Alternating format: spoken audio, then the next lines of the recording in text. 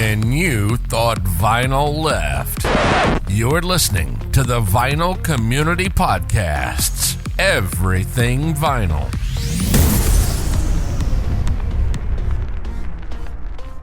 All right, buddies.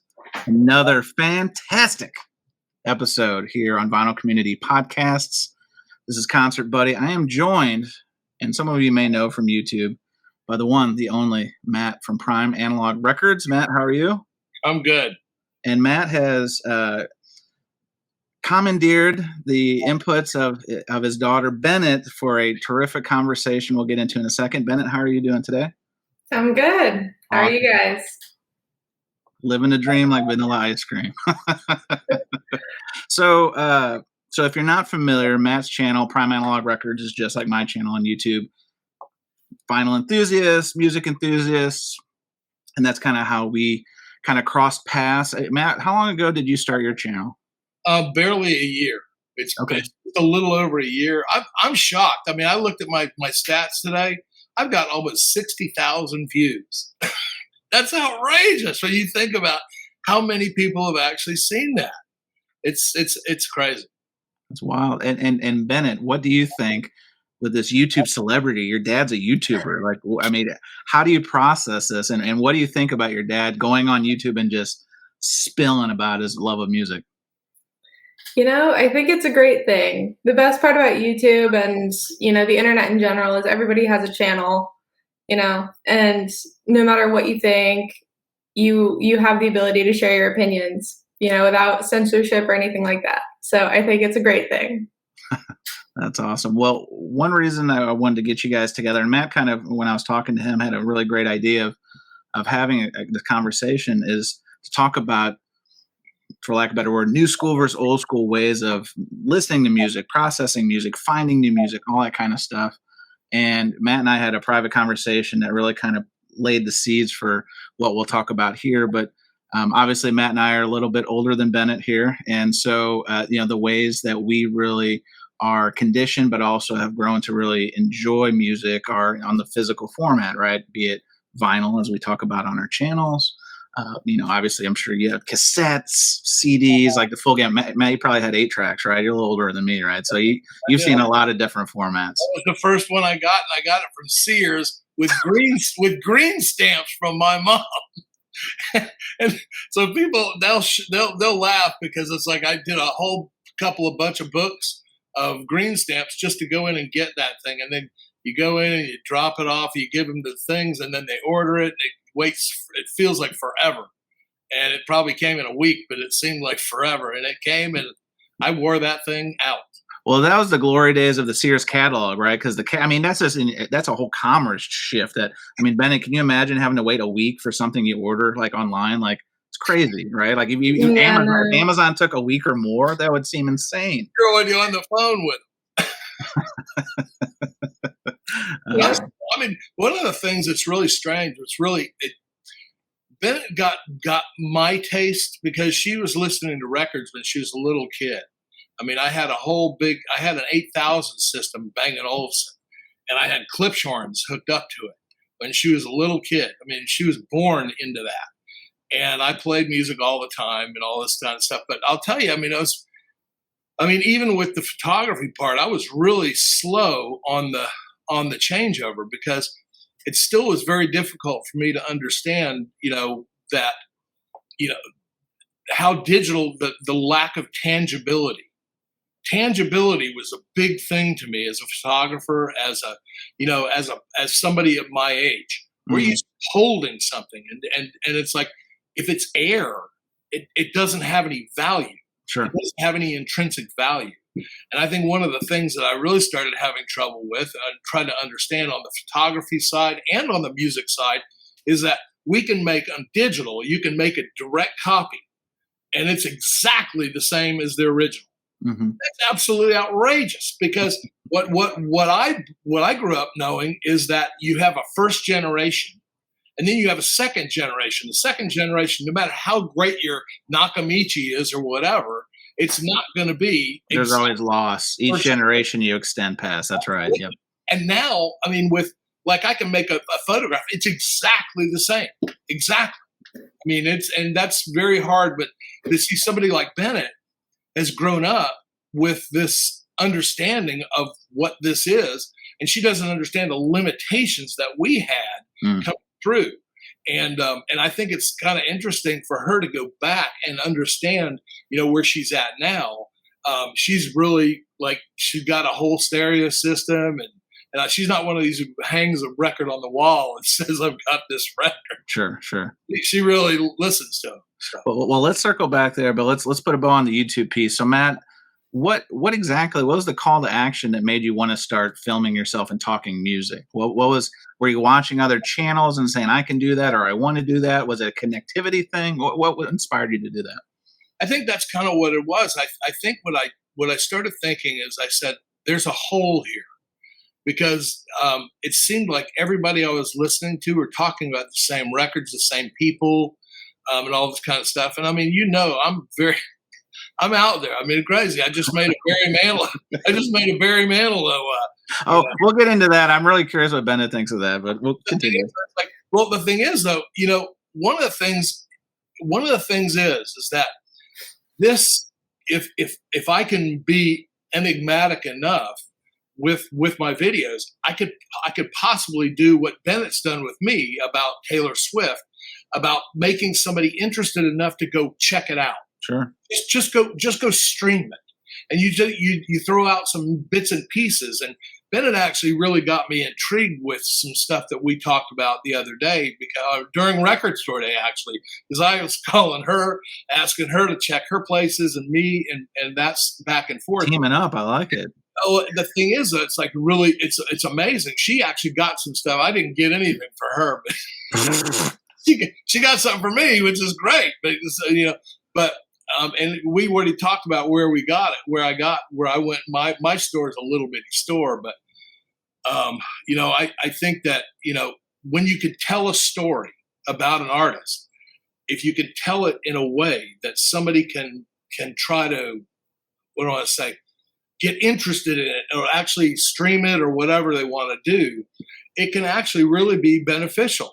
And they can introduce look, Joni Mitchell's, she's gone platinum again with Blue. Sure. And they just reintroduced that. And it's like, that's been multi-platinum for back in the 70s.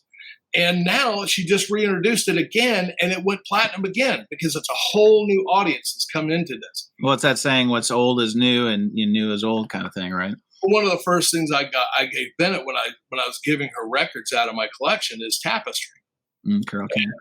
She flipped out, and her and her husband were sitting there going, "Oh yeah, we've heard that."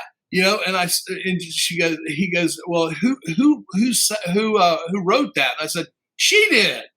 That's original. All that whole thing is original." And she's like, "Well, I know every single song on here," because you know how they use them for commercials. For sure. There's a commercial aspect to it, huh? Yeah, it's a nostalgia, but it's like, it's enough. It's got enough. It's timely and timeless. One of those things. Yeah, that's a rare thing to find anymore. For sure. Now, Bennett, your dad being out there, his self-admitted, he's already buried the lead about his eclectic tastes. Your dad's out there making these videos. I mean, did you, I'm sure he told you, right? Like, how did you discover this? And what do you think personally about your dad going out there and just laying it out there on the line about his love of music? I think it's great. I think everybody should do that. I mean, that's the way we learn about new music. And, old music to someone is going to be new to someone else.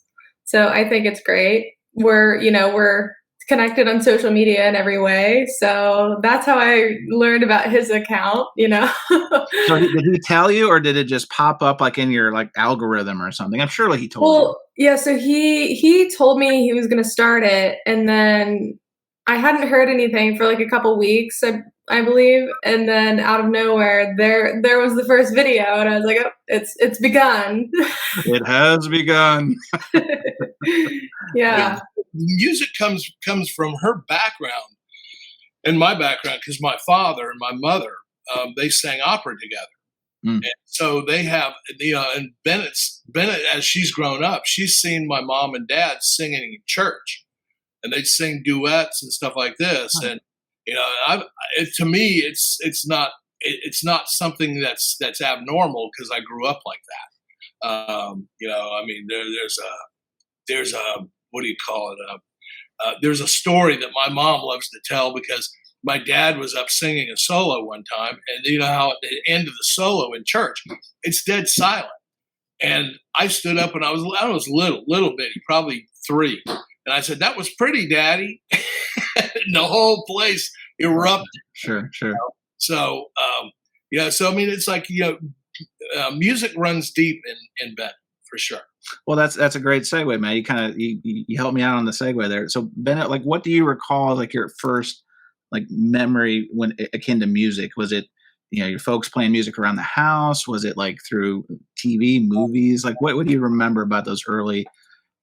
Knowing what music was, like, obviously, it sounds good. You kind of, are just there. But like, do you remember anything specific? Going way back here. I think some of my earlier memories are probably when my dad was in his studio and playing music. He always played music as he worked. And it's funny because it transitioned from, analog to eventually digital with, iTunes and all of that. Mm-hmm. But yeah, the way he listened to the music in his studio eventually changed over time. But that's probably my earliest memories is being in, because I was always around him in the studio, growing up and everything. And I was just running around the studio doing God knows what. But the music was going always, regardless. You were watching Disney movies on the big screen in the back. Well, yeah. So that's another part of it was, because one of the songs that sticks out to me that I remember, like one of my first like songs that I really liked that you played was "Trouble" by Coldplay, and I love that song. I still love that song. Mm-hmm. Parachutes, Coldplay is one of my favorite albums. Yeah. But what? So that's a really strong one. That's their first. Wasn't that their first album? Yeah, I think it was their first because Yellow was on that album. Yeah, that's it. I love that. Yeah, that's one of those you put on and just let it go. It's beautiful. Yeah, start to finish, it's great. But yeah, that was like one song that definitely stuck out to me that I still remember. And then to your point, movies were always playing in the background. And one movie that I loved as a kid was Spirit, Stallion of the Cimarron. Which is Hans Zimmer did the score for that, and Bryan Adams was the singing voice of the horse. Yeah, and Sarah McLachlan, she did a duet with Bryan Adams that played kind of towards the end of the movie. But musical scores have always been, either hit or miss, and they can make or break a movie, I think. I mean, if you do it wrong, it really, you can tell something's wrong. Well, and in Spirit too, like Spirit, that whole movie, the horses don't talk. Like none of the horses talk. Right. There's very little actual dialogue in there. There's Matt Damon narrating bits and pieces, but it's very little. And then you have Bryan Adams is the singing voice of Spirit. Yep. And that's the only time you hear any of what he's feeling through Bryan Adams, right. Which is very, very cool. That's awesome. Matt, you had shared a story with me privately. Hopefully it's okay to share here, but you're talking about planting those seeds, and I'll share some factoids. I actually did some homework on this one. I'll show some factoids, what I've learned, but share that story for the audience and for Bennett for the first time about how you're trying to plant those seeds in her development. Bennett knows about it because I've told her, I think, about it, but and if I'm sure Pam, as my ex-wife, would talk about this. But when Bennett was probably about, I don't know the weeks thing, but she was very pregnant. Very pregnant is probably second trimester. I can't do everything, It's like right. The thing is, though, I had a pair of reference monitors that were little bookshelf speakers, Polk Audios, and we'd put those in stereo, both of those, on Pam as she'd be laying in bed with Bennett in the womb, and I'd just sit there and play all kinds of music and stuff.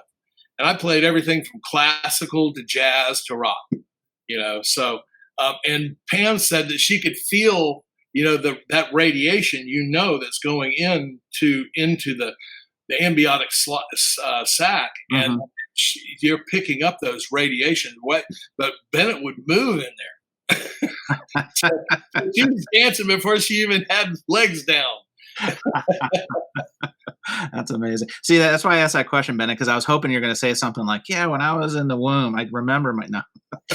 Oh yeah, crystal clear. Yeah, right. But no, that's interesting, because when I was doing some homework ahead of this conversation, I found this study that said that dads are more likely than moms to want their children to like the music they like. Shocker, right? 82% of fathers feel that way, as opposed to 60% of mothers. Matt, I mean, I saw you shaking your head before when we talked about this. Like, makes total sense, right? Because the things you love, you want to pass on in any way to your offspring so they can love them too, right? Pam and I have always been pretty much on the same page as far as music. But I mean, to shock everybody, I'm an alpha. So, What? I basically are running, this, and I look for input, for somebody to give me input, and they like this or not like this or whatever. But Bennett's been listening to music, since the very beginning, and I think that, it's really interesting to hear her taste now, because she introduced me to some artists and stuff like that I would never have found in my life. I would never, and I'm really kind of stuck in my ways. Sure. And what I like and what I don't. So I'm not really pliable a whole lot. So, so somebody's got to give me kind of a reason. And Bennett's really colorful about doing this. She actually can lay down things and say things that make me go, "Oh man, I gotta go find this." I go to it. So pretty interesting. So along those lines, I want to come back to that point, because I'm very curious what stuff she's recommended to you, Matt. But Bennett, what do you think about? I mean, your dad, self-admittedly, but even if you watch his channel, has some very eclectic tastes, particularly in relation to like the vinyl community. Here's a Beatles record. Here's the latest, latest greatest, all that kind of stuff. Every once in a while, you find somebody talking about Taylor Swift, which we'll talk about in a little bit. But your dad has some very eclectic tastes, be it Barry Manilow, like he's done a recent video on, and Jaco Pastorius, who he did a very detailed deep dive about Jago's discography. So coming up, I mean, I'm sure that was just normal to you, but then it's not normal, for lack of a better word, for the general public. How do you feel like knowing your dad? I mean, it's normal to you, his taste, but then to find out that that's unconventional compared to, say, popular culture. Yeah, I mean, I don't follow much of pop culture. So whatever you like, and it doesn't really matter, and you don't really need to justify it to anyone. I think the wider, your knowledge is in it, the better informed you are, no matter what. And I just think, like, he has very eclectic taste, but I mean, I would say I do too. I think if you're able to appreciate something for what it is and like what it could be, it doesn't have a genre. So it's left up to interpretation, and that's the good thing about music. So along those lines, spill the tea. What are some of these bands or artists that you've shared? Well, first of all, what's some stuff you like, and then stuff that you've turned your dad on to? Because I can already sense that Matt really leans in on like what you have to say in relation to like, hey, check this band. Like if it was me saying, Matt, check out this band from Georgia, he may be like, yeah, maybe. But obviously you're his daughter, and obviously he's cultivated, your interests and shared this love of music. So I think he's, it's a barrier to entry that not a lot of us have. So what kind of stuff are you into and that you've shared with your dad? Okay. I'll start with more mainstream, and then go from there. When we're talking about Taylor Swift, since we've already mentioned that several times, all of her stuff, there's merit to it all. And she's shifted from country and shifted from that persona to this like super pop megastar. My personal preference were her Folklore and Evermore albums. Now, the cool thing about Taylor Swift really is the fact that she's transitioned and been able to make so many different sounds, because a lot of people don't end up doing that. Sure. They find what works and stick with a formulaic, this is how I'm going to get that platinum record. Well, a lot of times the record companies make them do that. That's right. They'll hold fire because they don't. Record companies don't like to not make big profit, and they don't like to let somebody free. They see this formulaic way of doing things, and they just say, you keep doing it this way, and that's the doom of a lot of really super talented artists. They'll die in their own contract. The contract kills them. I mean, I hate to say it, but I mean, it's same thing can be said for like movies now. There's not a lot of risk taking with movies because, hey, we'll just reboot something and we'll just use the same characters like comic book movies and stuff. Just recycling old stuff. Right, because it's safe, right? And especially when there's an investment, be it the label, be it the studio, it's like they want to recoup their investment and they want to have a low risk thing, which really stifles creativity. It kind of stinks that way. Yeah, and I mean, another point to that too is, I mean, Taylor, like when you talk about these pop megastars, not many of them are writing all of their own records. I mean, Taylor is very much self-written, and then when she has co-writers, they're very limited on every album. So to that point, so like my other, like I like Taylor Swift's Folklore and Evermore, probably my favorite of hers, and then moving into another mainstream artist that I really like is The Weeknd. Okay. I especially like how in his later albums, he's kind of worked more of that like 80s synth sound in there. Yep. Yes. And I really like how he's done that. He's trying to follow that Michael Jackson sound. See, it's funny you said that, Matt, because the first time I heard him was on like an award show, and I was like, is this the second coming of Michael Jackson? Because I was away from the TV, and I was like, wow, what's going on here, right? Because guys like Bruno Mars, super talented, super great.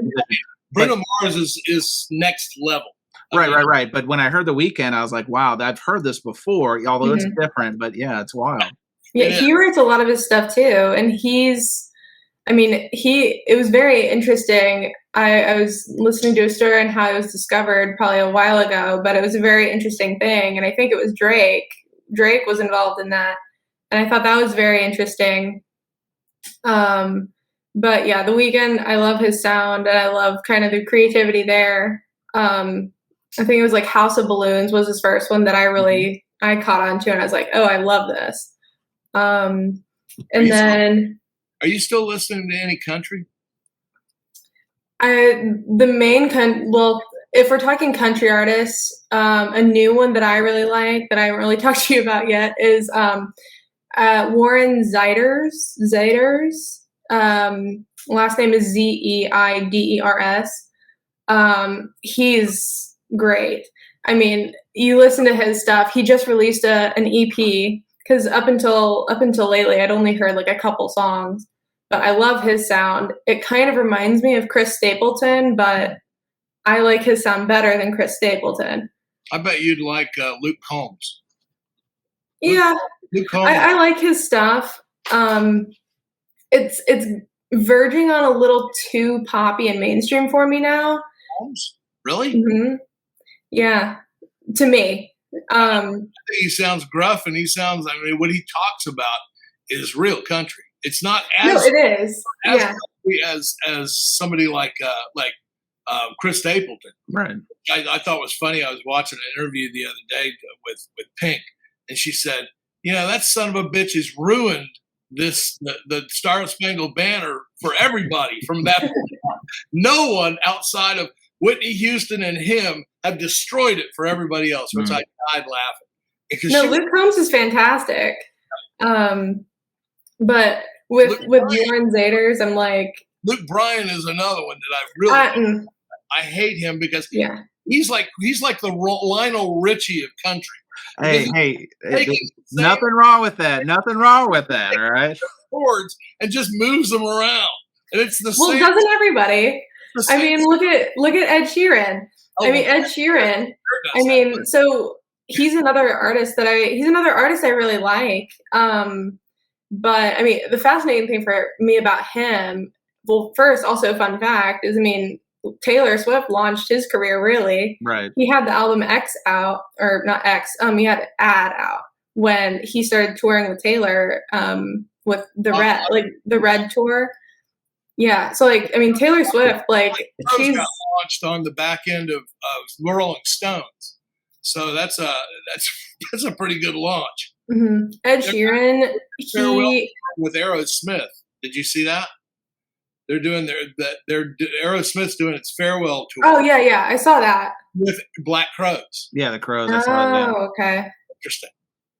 But like Ed Sheeran, I mean, of all people to accuse of plagiarizing a song, I'm like, that is just probably one of the dumber things I've seen. I mean, he is one of the more creative songwriters I think I've seen in recent years, because the way he plays live too is he uses a loop pedal, and he starts with no sound, and then he uses his loop pedal to layer on and create the track, and then he starts playing. He understands music in a way that very few people probably ever will. I don't know enough of his. I know Dancing in the Dark. And that's about the only thing I know about, his stuff. I've really never gotten into it. I've never actually dug into it. That's what I'll put it. Oh, I could go on about Ed Sheeran longer too. Well, we're going to circle. Hang on a second. Luke Bryan. I'm just going to say this because I'm going to publicly go on the record. I was really down on him, Matt. It's at pop country. It's unoriginal. It's formulaic. Everything we've talked about. But I went with a female friend of mine to a concert of his one time. She had free ticket. I'm like, I'll go. And there were so many females and so many females having a great time that I was like, you know what? Respect, because that is the essence. Come on, Kenny Chesney could smoke those guys. But it's like, for me, I like Jason Aldean. This guy is total redneck, and he is totally believable in everything he says. Yeah, but Luke Bryan's a total redneck too. I mean, you see them. Have you seen their hunting channel? They've got a hunting channel where they go out, and it's crazy. These guys are serious hunters. Really? And it's like, but I just, the poppiness of Luke Bryan and that juxtaposing, the same chord patterns, it bothers me. Yeah, no, I hear it. I think, if you think back to the 80s and even the 90s, right, like popular music, for lack of a better word, was like top 40, Bruce, Mellencamp, those kind of things, right? And as that kind of searched for where that would land, I think it's kind of landed to a degree in popular country music, the Luke Bryans, the Florida Georgia Line, all that kind of stuff, and not to sidetrack the conversation, but I'm with you. Like Stapleton, love Stapleton. I love, like, even Sturgill Simpson's another one I really enjoy that, can kind of weave back and forth between old country, new country, all that kind of stuff. But people don't, and that's the thing about the vinyl community. Not a lot of people talk country. That's why I'm kind of excited that this got unearthed. Yeah, I mean, another good country artist she's not new, but I mean, she's been around for years, but I think she's so underrated and people don't talk about her enough anymore, is Casey Musgraves. Sure, yeah. I love her stuff. She's good. I think she was kind of going up against Taylor until Taylor just left her in the dust. I didn't even see them as competing, honestly, because they're so different. Like, I saw them in totally different lights. I never really compared the two, even though they're both, at one point they were both country. I just saw them in such different realms. What do you think about Kelsey Ballerini? I love a lot of her stuff. I think she's hot, but yeah, I love a lot of her stuff. She's actually good friends with Taylor Swift. And who's the one who's doing this thing about? I died laughing when I first heard it, talking about he's got me doing things that I'd never do before, and he's got me what is it? Wearing Tennessee Orange. You know that song yet? Not familiar. I thought you sings it.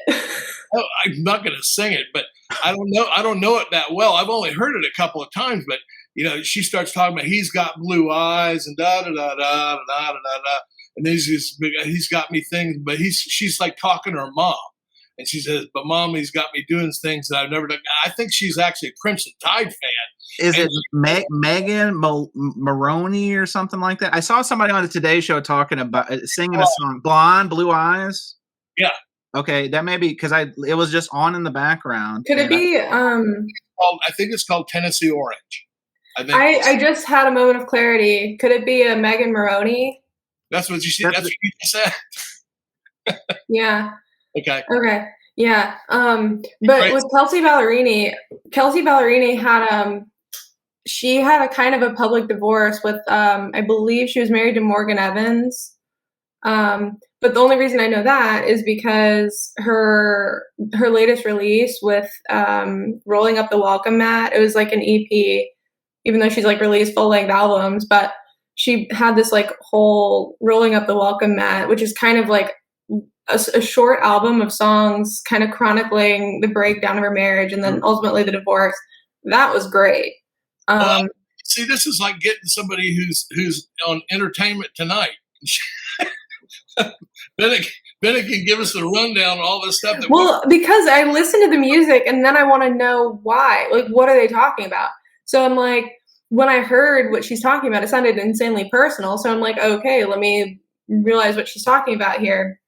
But I mean, I remember Kelsea Ballerini when she released her first single, which I believe was Dibs, back when I was in college. That was real cute. I love that.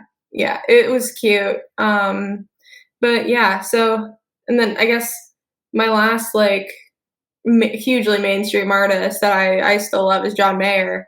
I mean, you got me for Christmas, the Daughters one. Yeah, Heavier Things. Heavier Things. That's a great album. Oh my God! And I wore out the CD on it, but I never had it on vinyl. And Bennett got me that for vinyl. Nice. Yeah, mm-hmm. That's a really fun inner sleeve to look at too. What did you think about the last album, Sob Rock? Because we were talking earlier about having those synth sounds and stuff. It's good, right? I mean, I'm a big fan. I went to the tour. Oh, nice. I saw him play it live. It was great. My shorts, I stole her video and put it on as one of my shorts. I thought I saw that. Yeah, I thought, again, it's going back to, I was like, this is the Renaissance man. One day it's Manilow, the next day it's John Mayer. So you're just going right down the list. Yeah, I mean, John Mayer, he's incredible. Not only did he play like every single song from Sob Rock, but he played. He must have played just a long set. It was probably 30 something songs. Wow. And it was insane. It was worth every penny going there. Over 2 hours then probably, wasn't it? Oh yeah, it was a long concert. But it was incredible. The song Carry Me Away, I love that song from that album. Put some of your tequila in my coffee cup. I love that line. He's really good at weaving hooks in. Yes. And he does it not just in lyrics, but he does it in the licks, in the guitar licks, which is it's pretty rare to be able to do that. The only person I can think of who does that really well, who did that very well, was Eric Clapton. And he was a big influence on Mayer, obviously. Like they've played at Crossroads festivals and stuff. Yeah. Mayer's the real deal. No question. Yeah.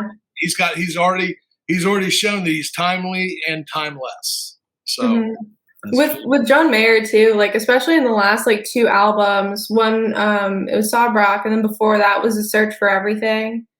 Mm-hmm. And those 2 albums, what I really liked was like there were so many moments in a bunch of the songs where he could have easily made it be a beat drop, and the selective restraint, to hold back and keep the song drop free, really.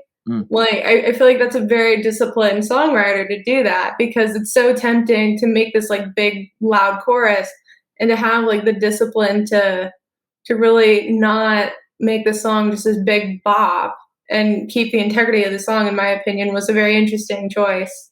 So that's what the greatest guitarists can do. The greatest guitarists actually really show restraint in certain places. That's why I'm going to get a lot of flack for this, but I say that Eddie Van Halen had to come into his own And I say that his guitar work, when he was with Van Hagar, when he was with Sammy Hagar, it showed more restraint and more accuracy than when he was just balls to the wall in the first 4 albums with David Lee Roth. I mean, he was just showing off, and he's got this great talent, but he doesn't have the restraint. Harness. Yes. Yeah. But he was young. I mean, shit, what would you do? I mean, that's why you have to look and say, it's easy for us to, Monday morning quarterback. But really, what would you do if you had, the world by the tail like that? And they were the shit at that time. There was nothing else. I mean, they had put the Stones on the back burner, and Stones actually had to come out with really good new material, which actually put them back out, like You and stuff like that. It really made them dig deep and make some really great records, which I believe Stones, some of their stuff in the 80s was some of the best, But, well, Bennett, you hit on a good segue to kind of my next round of questioning here, and talking about the country stuff, and you're talking about that artist and, her story of her divorce, and that kind of, you wanted to learn more beyond the music, right? And so in terms of your music consumption now, is that something that helps enhance or inform your decision-making, what you choose to listen to, if there's some of that, or you can go self-serve and learn more behind the music? Because obviously information is literally at our fingertips now. It's in our pockets. It's everywhere, right? So as before, Matt and I, we'd have to go to the library. We'd have to subscribe to all the magazines, Rolling Stone, whatever, to find these backstories. You can just search, right? So do you think that it helps enhance your music consumption experience? Just the fact that you can look up the backstory behind the songs. It depends on what you're listening to. In some cases, I think it's good if you're genuinely curious, but I think in other ways, it's also great to kind of have, an open mind going in and keep the open mind and interpret it as you want. Because that's why the artists write it. They write it from their own personal experience, but they're also, they're writing probably from, the viewpoint of, I'm writing this about what was my life at the time, but now this song is going to be about your life. Like a handoff, like a relay race, right? Yeah. It's very different now, as the A&R is very different, and the PR is very different, because what they used to do is they used to guard. They wouldn't tell us all this stuff. For sure. They guard the artists that we love to hear more and more. We would have consumed it like crazy if they would have let us have it. But they didn't let us have it because they were very carefully crafting an image, a mystique behind it, right? These people, because they're afraid that once we saw what they're really like, we're like, this guy sucks. That guy's an alcoholic just like my uncle. Get out of here, right? Yeah. The thing is, though, it's like, but what you're doing, you have this ability now, this consumption of, you've got a group of people who really want to know, and you've got a new set of rules, basically, that they can tell you their sob story. No pun intended, but that's what I'm talking about. I mean, they can tell you that backstory that you're hungry to find out. Just like you said, I heard the song and I'm going to go dig into it. Well, we can dig into, where are we going to dig into stuff? We can go to a library that didn't have anything like that. Those flip cards, the bibliography thing. Yeah, good luck, right? Yeah. Exactly. Doing system. That's right. So within that, Bennett, how do you consume most of your music now? Talking about this new school versus old school thing your dad and I are kind of hitting on here. I mean, he already said you had a record player. He's already got you set up, it sounds like, with a rather true stereo. But what's your primary way to consume music right now? Well, I work remote, so my real method of consuming is I listen to my record player all the time. I would say I use streaming more so if I'm driving, sure. But I use streaming more as a discovery tool, because streaming to me is the best benefit of that. For an entry point, you're saying, in terms of discovery. Yeah, I mean, streaming is how I discovered some of the not so well-known artists that I really love that I haven't even gotten into yet, but that's how I discovered them. You know, it's, you know, I have some that I've discovered through a friend, and they're like the only person that knows about this band that exists. But then I've also seen, you know, like with Apple Music and Spotify and all of those, they curate certain playlists depending on moods and like certain hot tracks by genre. And I end up like, if I find a song I like I dig into the artist and see if like, do I like this one song, or are they a pattern that I actually like what they do? And so that's usually how I end up consuming. Is if I'm on the go, then it's always streaming. But if I'm home, it's usually vinyl. And then if I'm looking to discover new music, it's always like I go to streaming first, because that's the way to just figure out. It's like, oh, I've never heard of this band. Like it just happened the other day. I just stumbled upon Boy Genius, and I'm like, oh, they're great. But it's actually kind of funny, that one.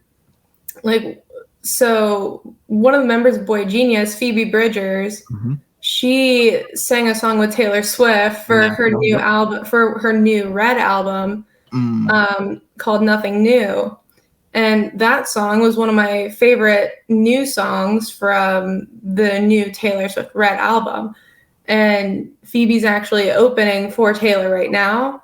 So I was like, huh, how interesting. It's kind of a launching pad, isn't it? Yeah. I mean, Taylor, she's launched a ton of careers at this point. Yep. But yeah, it's very interesting. But that's usually my pattern, is I discover and then I listen to it ad nauseum and see if I like it. So you have that approach. I'm at like my day, even your day, right? Like discovery was a whole, like if it wasn't recommended, or the radio, right? Like we didn't even touch on the whatever the radio is now is definitely not what it was back then. It's just full of commercials now, and that's terrestrial radio. And then you could pay for satellite, which is a whole other situation. But I mean, if you didn't hear it on the radio or word of mouth, I mean, where else were we learning new music, man? Do you recall any other forums? Yeah, because when I worked in a record store, I remember this is where I learned, and I actually talked about this on several of my videos about digging into the credits. Because remember, we didn't have a whole lot of gatefolds back then. And a lot of the stuff was printed on the outside cover. And you had the track listing and all this kind of stuff. But you also saw producers. And if you saw a producer that you could make a connection with, that person, it's quality. Else, so like a good, I'll give you a for instance, is like, I remember like it was yesterday when I saw Tommy LaPuma, which is a very rare, it's a very strange name, but I saw Tommy LaPuma on the back of this album by this guy named Michael Ruff. And I'd never heard of this guy. This was his very first album. Never heard of him. But I bought it, ears unheard, because of that. And I loved it because Tommy LaPuma produced all of Michael Frank's stuff. And I figured that if I liked what Michael Frank, see, integrity has changed with people because money has changed so much. People really need to eat. Of course. But back then, and this I'm talking about the 80s and 90s, even the late 70s, there was a huge amount of integrity that people would pass people around. It's kind of like, well, I'll call it the Steely Dan era. Cross-pollination of artists and studio session guys, all that. Yeah. And the thing is, though, if they worked here and and that record blew up, let's say like Asia, those guys were off to the races. Races, yep. But this is also this time where you have the studio musicians coming out, like Toto would come out, and they all got together and they say, "Holy shit, we can do this on our own. We don't need to be playing on sessions with other people." But this is a very important part of getting through this music. And I think that's what, Bennett's understanding about this format is that you can find these connections. And I think that's very interesting how she said that. She's finding these artists that have some kind of a connection with somebody that she already likes. So she goes and immediately gravitates to that and listens to it and says, "Oh man, I like that." Well, to your point, actually, it's funny that you mentioned that because literally this is how I found one of my other favorite bands. So I was listening to 2 Taylor Swift songs from different albums, and I was like, damn, these sound like they go together. Like if you combine them, it could be one song. And like it would be a long form song, but it would go together seamlessly. And the songs were Getaway Car from Reputation and Cruel Summer from Lover. And I love the production on both. And turns out the same producer did both. Is it Jack Antonoff? Jack Antonoff. Yeah. Love him. And he's part of the group called Bleachers. Well, I hear and Fun before that, right? Like and Fun before that. And Summer, I'm thinking to myself, what was it? What was that? Bananarama. Do you remember that song? Cruel Summer? Cruel Summer, yeah. Cruel Summer, yeah. Be the same. No, it was that Cruel Summer. Cruel Summer, yeah. Cruel Summer is what's coming up because, summer, I get ready for the swimsuits now. It's hot. That's funny. Yeah. So before we move to the lightning round, because we're rounding third here, gang, last question for you, Bennett. Do you think that, it sounds like you're into records. Do you think that in 30 years, the physical medium of listening to records is going to be, or any physical format, is going to be obsolete due to like all the streaming and the ease, the consumption of streaming and so forth? Or do you think it's probably here to stay? Oh, no, I think it's here to stay. Because, if anything I see could be obsolete in the future, I would think it's CDs. I think CDs are falling out faster than vinyl. And vinyl, for the first time, I think it was this year, just outsold CDs for the first time in years. Yep. I think one of the biggest problems you're having you're going to have with CDs is the players. Mm-hmm. Because once they start dying, they're not manufacturing parts for these things, and they're not in cars anymore. Yeah, well, I'm just talking about even in your house. Oh yeah. They go. What do you do? Go out and buy a new one? It's like DVD players. Those don't exist. Yeah, how long is that going to happen? Oh yeah, forget VCR. Yeah, and I think too, like, I was kind of curious as to when I went out to Record Store Day this year for the first time. I was really curious as to, well, yeah. Oh, in the dark. You're facing that Taylor Swift, weren't you? Come on. Well, no, I was wanting the 1975 album. Oh, that was the other hot one this year, outside of the Macho Man one, just one I got. But anyway. Yeah, no, I was wanting the 1975 live at the BBC with the Philharmonic Orchestra. I was really wanting that one because I was like, it has like a bunch of my favorite songs on it. You remember me asking you to look for that Macho Man, right? Yeah, and it wasn't there. It was for him. Hi.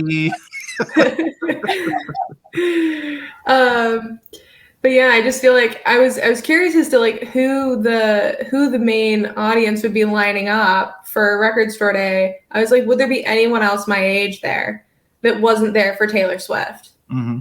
And to Taylor Swift, to her credit, I'm very happy that she's getting young people interested in records because that's important. Even though I'm like, there's so much more than just her. Well, yeah, there's so much more than just her that these young people need to discover. But it's also like she's at least opening the door, and like getting them interested in records. The gateway drug. Yeah, well, you exactly. have to have another generation who wants to consume this physical format. And yeah, to your point, I think that she's doing a great job. I think even that record, they made 75,000, and it was the first time ever, sold out everywhere. Oh, first time ever a Record Store Day title had ever been on the top 10 and Billboard or whatever the charting mechanism is. So that's a testament to her. I give her full credit for that. Yeah, she's always been like a huge proponent of supporting independent record stores because the year previous she released The Lakes only for Record Store Day, and I'm just like, she was the ambassador last year. Mm-hmm. She had much more desirability this year. It was a far better record. Like in my opinion, it was a far superior record. Did you hear it already though? Did you stream it? or was that the first time out? It's on Disney Plus. It's the Long Pond studio sessions, and of course Jack Antonoff and Aaron Dessner are playing it live with her in upstate New York in this cabin, and just it's everything I love about folklore. It's just insane. It's so great. Is it acoustic sessions or what? It's acoustic. They're all playing the instruments live. They're vacillating between the guitars and piano. Well, that's the whole time. It's the same thing it's not the same thing, but it's how you like to see the rawness of like Eider, which Eider is one of my favorites.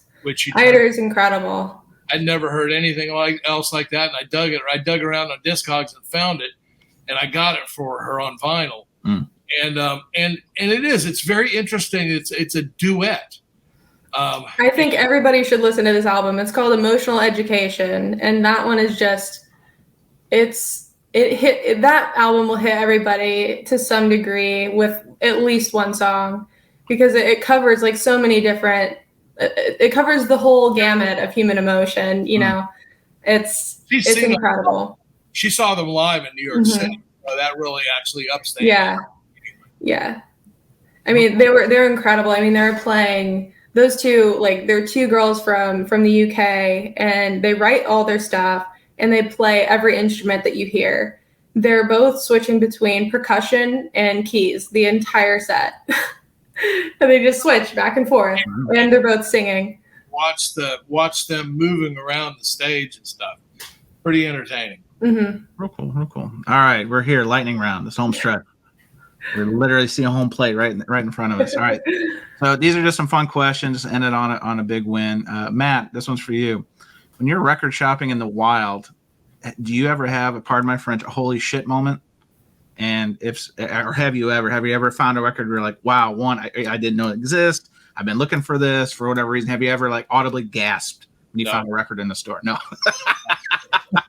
No way. I got all the shit it's like this last one that I just got live from Ronnie Scott's Jeff Beck. And I just got this the other day, and it's been sitting in my wish list for probably half a year or more. And it's $200 every time, and it's always from Europe. It's the only place that, and all of a sudden I saw it drop into my box. I thought it was somebody joking because it was $40. I said, fuck. Buy it right now. I figured something you don't to snatch it right away. Yeah. I believed it was bullshit until I actually touched it, and it's amazing. It's exactly what I wanted it to be. It's because if you saw it, they actually ran it on. It's been on YouTube, but it's I think it was a BBC or something. It was on cable, and that's the first place I found Tal Wilkenfeld, who is the bass player. And if you look at her, and it looks like a young girl, and you're like, and she's killing it. That must be his daughter or something. But no, that's probably my greatest holy shit moment. But it's like usually when I go through these bins, I worked in a record store back in the early or the late 70s, early 80s. So it's hard to get me one of those old holy shit moments. I got you. All right. So this one's either of you guys can answer this one. Jamie Lee Curtis was in the news like a month ago, and I really thought this is an interesting idea. She was talking about being talking about why can't they have concerts during the day, like a matinee, like Broadway, right? Like they have a matinee. Why isn't that an option? And if you go to festivals, it kind of is. So my question is, do you think that's a good idea? Shit, yeah. I think so. I'd take off of work for, if it was someone I was halfway interested in, I'd take off work to go. Yeah. All right, good. After this, I'm going to have you guys sign a form. I've got a petition going. We're going to get this across the finish line. So I think that one of the things. See, I was down in Miami for years, and I was like, I had these crazy music festivals down there, just on, and it's just. You know which one I'm talking about, but it was just all these DJs. There's no real instruments, and there's nobody really playing anything. And I'm like, there's a bunch of hot, sweaty kids all pushed up against each other and all that stuff. That was fun when I was younger, but still, I'd go out there and dig into that shit right now because it's like, there's a whole big trend of what people are doing now who are, Chance and my age is that, we'll go to Europe, pay for the price of a ticket to go to Europe because it's cheaper to go see your band that you want to see over there than it is for me to go watch Aerosmith from a nosebleeds for $6 fucking dollars. Oh, don't even get me started. I bought those Aerosmith tickets for my local show, and it was painful. Like all these farewell shows, they're really getting you one more time out the door. It's unbelievable. I remember going to the very first farewell tour that I ever was. It was the Beach Boys back in '78. And they've been freaking touring for another 20 freaking years. Ringing out them dollars, man. That's crazy. All right, next one for both of you guys. Do you guys think that shows like American Idol and The Voice are bad for music? No, I don't. I mean, that's where we saw, countless people come through. I mean, Carrie Underwood's a huge one that came out of American Idol. Kelly Clarkson. I think the fix is in. Here's the problem: is that you've got producers who are there. It's the same reason I'll go to the same kind of thing is this America's Next Top Model bullshit because I know all about what it's about because I've been doing it for 30 years. Mm-hmm. When I started seeing that shit, and Tyra Banks, shame on her for doing what she did. And she started making people believe that everybody can be a friggin' model, and look, I love this all inclusionary idea. I'm waiting for the day that NBA will let me get out there and go against Stephen Curry. I box him out. Right. Yeah. So it's like, there's a different level to this. And the problem is that it gives people false hope. Yep. Yeah, and it's wait till you see what the 4 covers of sports. I've already seen it. Yeah, it's interesting. I mean, it's got people talking. I'll give them that, but yeah. My only issue with those shows now is in the age of social media, it's saturating the market even further with people that don't have any business doing it. Like, you're gonna find people. I mean, like Morgan Wallen's a recent one that came off of one of them. But, the issue is like you're making them harder and harder to find because in the age of social media, everyone just wants, how am I going to get to make money as an influencer? Let's get on TV. Let's just go in front of a camera. Get on YouTube, right? It's like Morgan Wallen is an amazing talent, and I really like his stuff, but he's got to stop with this drum machine shit. It's like teeny bopper stuff. If you're gonna play with the big boys, get out there and really play with the big boys. You can't dip your toe in the water and say you've been swimming. Get out there and dig in and make it happen. These guys that Chance and I were watched at fairs and stuff like that. These guys went through the mill. Well, it's Malcolm Gladwell. It's 10,000 hours, right? I mean, that's how you really true blue refine your act and really like put your metal to it. They would put in the hard yards, and boy, you could tell. I mean, it's like whether it's raining, whether it's 100 degrees, they gave their fans what it's really about. And the thing is, I think that one of the problems right now is that you got somebody like a Justin Bieber who kind of slipped through the cracks, and all of a sudden, bam, he's a giant star. And it looks like everybody and their brother wants to try to do it that way. And it's the thing is, though, you burn out pretty hard too, just like he did. And who's to say, I wouldn't have and you wouldn't have. I mean, it's like to have that kind of stardom, it's outrageous. And I mean, I saw him multiple times at many different clubs down in Miami, and just being a total fool, and just not looking like an artist. And back then. Like in Gino Vanelli's day, they wouldn't let you do that shit. Somebody out there with a big hook pulling you out of the club, So yeah. All right, last 2 quick ones. So Bennett, you've got records, you got a record player. How big is your collection? I think at this point, gosh, I don't even know how to put a number on it because it's grown kind of exponentially over the past 6 months. Over 100, is that safe to say? Getting there. Okay. Yeah. Okay. Right on. And then last one I got for you too, Bennett. So as I'm sure you're the number one fan of the Prime Analog Records YouTube channel, he's really diversifying lately, and he's doing some cooking, showing some recipes. Is he a good cook? It's just me and you talking. Is your dad a good cook? Oh yes, he's very good. Yep, he absolutely is. The rumors are true. The rumors are true. Awesome. I cooked her almost every meal for her whole life. Mm-hmm. Oh, that's amazing. Well, I'm so appreciative of you both for your time, for this conversation. I think it was a lot of fun. Hopefully you did too. Again, if you want to check out Matt's YouTube channel for food and music, it's a power pack punch of both. It's Prime Analog Records, and he was gracious enough to invite his daughter Bennett for this conversation. So thank you both for joining me. I really appreciate it. Awesome. Thanks, guys. Thanks. And this is Thank it. you. And that was another trip around the turntable. Thanks for listening to Vinyl Community Podcasts.